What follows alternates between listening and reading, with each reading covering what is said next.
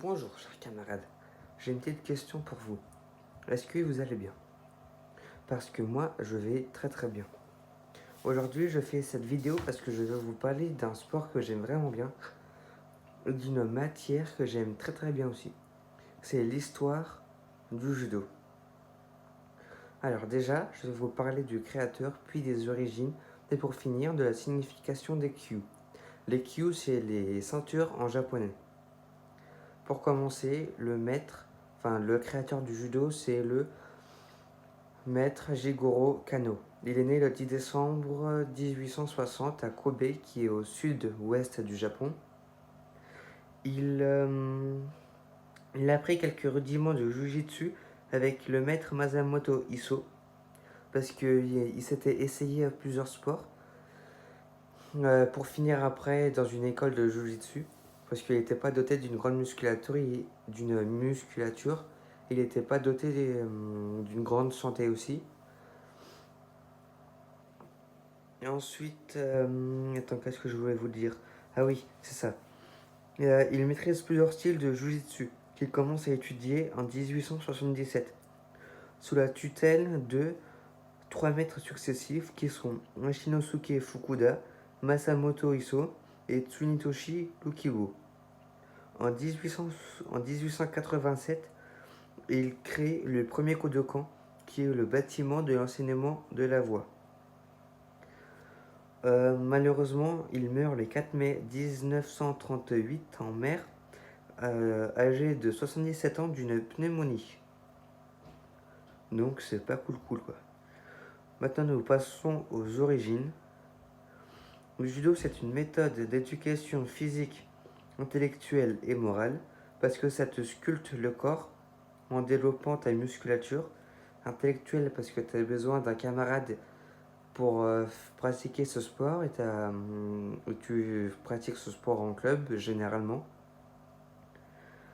Et moral parce que du coup il y a un code moral à respecter. Enfin il y a oui c'est un code moral à respecter qui est très strict.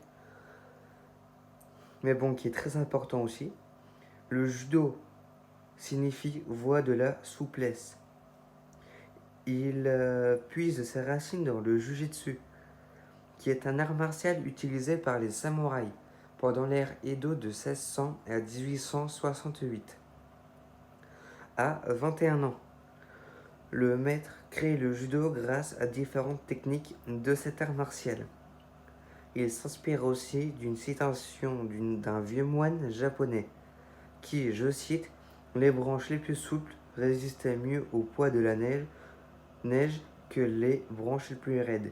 Ce qui signifie que tu sois petit, grand, musclé, pas musclé, fin, pas fin, tu as toutes tes chances face à ton adversaire. Et puis c'est, du coup, mais comme je le dis, c'est un sport, il faut être vraiment souple. Maintenant, nous allons passer au dernier chapitre, enfin j'appelle ça des chapitres, mais nous allons passer à la dernière phase, la signification des Kyu.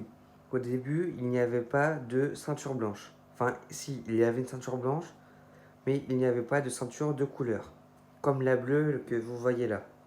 Et ça, du coup, c'est le kimono, c'est la tenue ancestrale du judo, et qu'on utilise encore aujourd'hui, heureusement. En 1925, le maître Gunji Kwazumi crée les couleurs de ceinture, comme celle-ci d'ailleurs, enfin la ceinture bleue, à base, grâce aux couleurs de boules de billard. C'est assez original. 10 ans après, en 1935, le maître Kawashi a pour mission de développer le judo en France. Il crée et instaure les ceintures de demi-couleur, les ceintures intermédiaires en France, enfin à l'international aussi. En gros, les ceintures intermédiaires, c'est blanc-jaune, jaune-orange, orange-verte, ainsi de suite. Malheureusement, c'est la fin de cette vidéo. Je vais devoir vous dire au revoir. Et surtout, abonnez-vous, mettez un gros pouce bleu et appuyez sur la petite cloche. Merci, bonne journée.